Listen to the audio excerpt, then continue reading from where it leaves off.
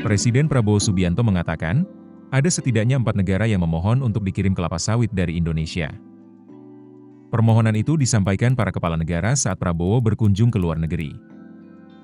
Hal itu terjadi lantaran saat ini Indonesia menjadi salah satu produsen kelapa sawit terbesar di dunia. Kelapa sawit kita terbesar di dunia.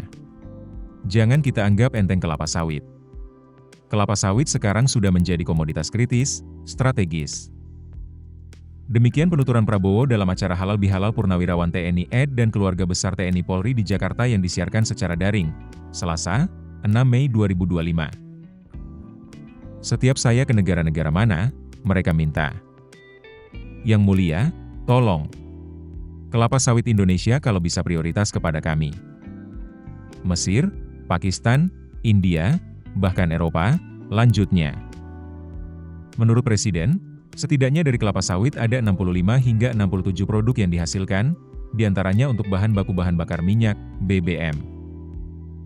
Sehingga menurut Presiden Prabowo, Indonesia sebenarnya tidak perlu impor BBM dari negara manapun. Dan kita harus tahu, kita impor BBM hampir 40 miliar dolar, AS, setahun.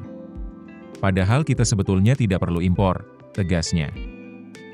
Prabowo berjanji, pemerintahan yang ia pimpin ingin mencapai swasembada BBM dalam 5 tahun mendatang.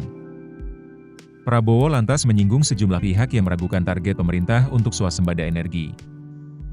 Menurut dia, sebagaimana semangat yang ditegaskan Angkatan 1945 TNI AD, bangsa Indonesia harus bisa berdiri di kaki sendiri.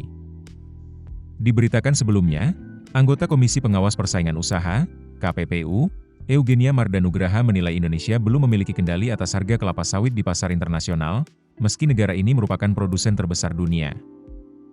Menurut data Badan Riset dan Inovasi Nasional, BRIN, 2024, Indonesia menyumbang hampir 59% produksi kelapa sawit dunia. Malaysia berada di urutan kedua dengan 24%, sementara negara lain hanya menyumbang 17%. Indonesia memiliki 16,38 juta hektar lahan kelapa sawit dengan total produksi 46,8 juta ton minyak sawit mentah, CPO.